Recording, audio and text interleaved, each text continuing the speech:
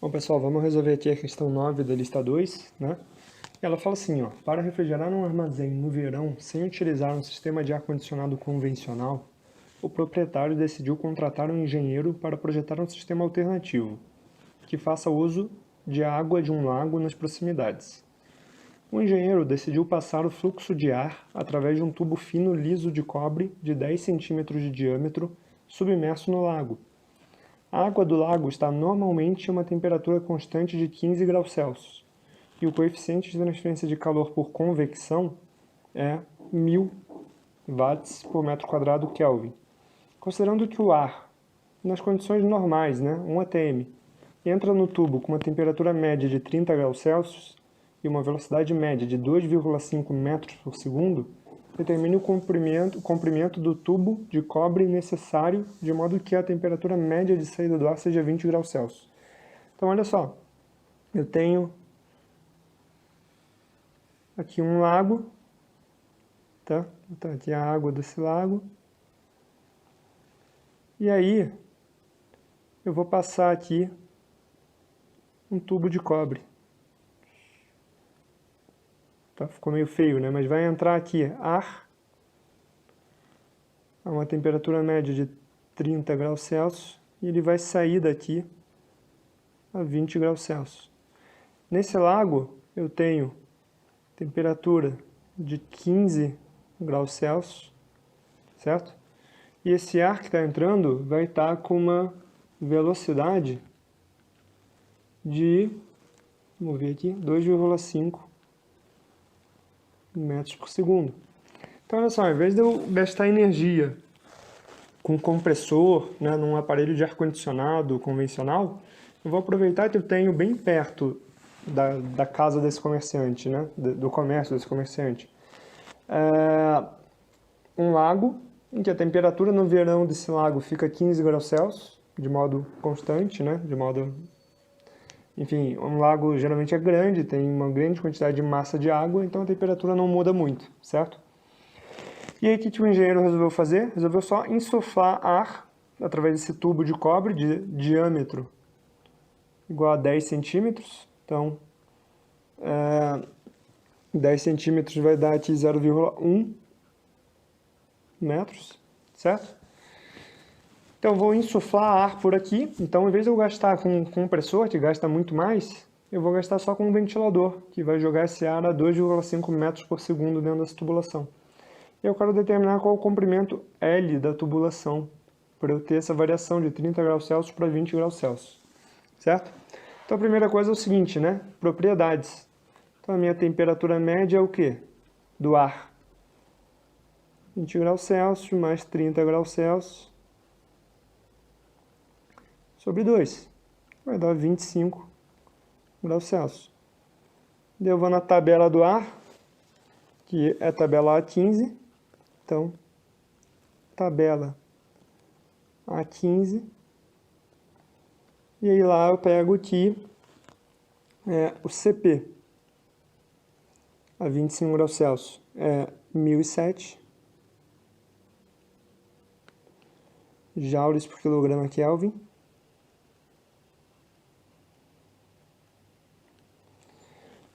O K é 0,02551 watts por metro Kelvin. Vou botar aqui do lado, tá? O Rho é 1184 kg por metro cúbico. E aí eu tenho também que o Ni é 1,562 vezes 10 a menos 5 metro quadrado por segundo. E por fim eu tenho que o Prandtl, a essa temperatura de 25 graus Celsius, é 0,7296. Certo? Então essas foram as propriedades. E aí, Vou passar aqui uma divisória. Bom, o que a gente fez no exercício passado, né? Primeiro de tudo, calcular o número de Reynolds. E o número de Reynolds, velocidade vezes o diâmetro sobre π, certo? E aqui eu tenho os valores diretos, né? 2,5, diâmetro 0,1, divididos por π, que é 1,562 vezes 10 a menos 5. Isso vai dar um número adimensional. Isso vai dar um Reynolds de 16.005, que é maior do que 10.000.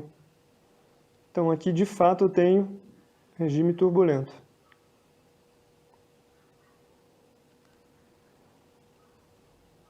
Certo? Então aqui nem é aproximado, aqui é turbulento de fato. Então eu posso usar aquela mesma equação para o número de Nusselt, que é o quê? 0,023 vezes o Reynolds a 0,8 vezes o Prandtl a 0,4, certo? E aí se eu faço esse cálculo, eu vou ter aqui Nusselt igual a 0,023 vezes o Reynolds, que é 16.005 elevado a 0,8 vezes o Prandtl, que é 0,7296 elevado a 0,4.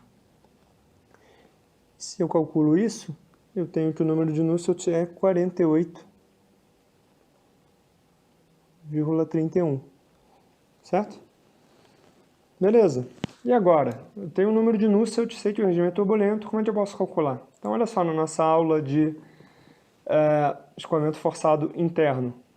Se eu tenho uma condição de temperatura de superfície constante, olha o que acontece aqui, ó, eu consigo estimar a temperatura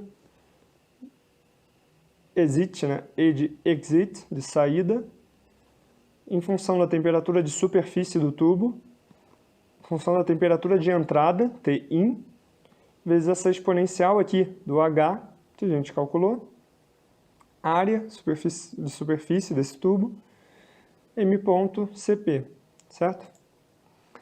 Tá, mas qual é a temperatura de superfície do tubo? Eu posso considerar que ela é 15 graus, que é a temperatura do lago? Por uma aproximação, sim. Mas a gente tem como calcular ela. Como que a gente calcula ela? A gente faz um balanço de energia. Então, qual é a energia que passa no ar? A energia do ar é o m ponto do ar vezes o Cp do ar vezes a diferença de temperatura do ar, que é o quê? Entrada menos a saída. Certo? 1 grau Celsius, certo? E essa variação de temperatura tem que ser a troca de calor por convecção do tubo com o lago, né? Então, olha só. H da água, né? A coeficiente de transferência de calor entre o tubo e a água, do lado de fora, que ele deu no exercício, falou que é 1.000, vezes a área de superfície, vezes a diferença de temperatura. Então, temperatura de superfície menos... Qual vai ser a temperatura que eu vou considerar aqui? Eu vou considerar a temperatura média, é 25 graus Celsius, certo? Beleza, então isso aqui é uma forma, né? O que é o AS? A área de superfície, a gente vai considerar que a espessura é muito fina, então vai ser o próprio diâmetro ali que ele deu, tá? Interno ou externo, a gente vai considerar o mesmo. Então, o que ela é? O perímetro vezes o comprimento. Então, é π d vezes o L, certo? Beleza. Esse H é o 1.000, AS é o πdl, TS eu não tenho, TM eu tenho, então esse aqui eu tenho, é o 25 graus Celsius, CP eu tenho, essas temperaturas eu tenho, M ponto do ar eu tenho, M ponto do ar é o quê? É densidade vezes a velocidade do ar ele deu, né? vezes a área da seção transversal, πd ao quadrado sobre 4. Então, m ponto do ar eu consigo calcular, ok, certo? Então, daqui, o que eu vou estar? O que vai estar em função? TS e L. Eu não sei nem o L, nem o TS. Então, eu não consigo resolver direto essa equação. E qual vai ser a segunda equação que vai me permitir resolver isso? Deixa eu botar isso para baixo. Segunda equação que vai permitir eu resolver isso vai ser a equação que eu mostrei para vocês aqui. Essa aqui, ó. TE, onde eu estou botando o mouse agora, onde vocês estão vendo a bolinha chegando. Então, se eu escrevo ela aqui, ela fica como? Fica assim, ó. Temperatura na saída, né? Eu vou botar aqui, ó, saída é igual a temperatura de superfície. Aliás, eu vou deixar como TS, que é o que a gente usou aqui, né? Anteriormente. Então, TS menos TS menos o TI, que é a temperatura de entrada. Então, temperatura de entrada vezes a exponencial do que? Menos H. Esse H é o que a gente calculou.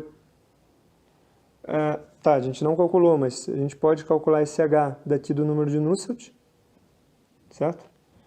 Então, ó, o número de Nusselt está aqui. O número de Nusselt, então, ele pode ser calculado assim, ó. Deixa eu... Aqui, ó, H... Não, o número de Nusselt também é isso aqui, ó. H diâmetro sobre K. Então, daqui eu tenho o meu H, certo? Esse H é o mesmo H que está vindo aqui. Então, eu tenho ali, ó, menos H, tá, exponencial de H AS, que é o mesmo AS que está ali embaixo, sobre M ponto CP. Então, olha só, esse H eu tenho, o AS é aquele ali, πd vezes L, M ponto é o M ponto do ar, tenho, CP do ar tenho, TS eu não tenho, temperatura de entrada e temperatura de saída eu tenho. Então, o que vai ficar aqui? TS e o AS, que é a função do L. Então, se eu resolver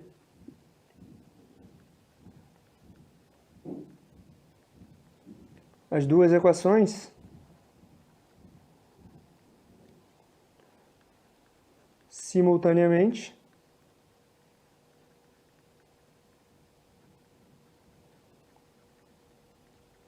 daí aqui eu faço um parêntese para vocês. Resolver isso na mão é difícil, então a gente muito provavelmente usaria um software para resolver isso, usaria um computador ou a própria calculadora HP, ela conseguiria resolver, por exemplo, né? Talvez até a Cássio resolvesse, não tenho certeza agora. Não, a Cássio eu acho que não, ia ficar muito complicado. Mas a HP sim. E se a gente resolver as duas ao mesmo tempo, a gente chega no valor de L de 6,74 metros.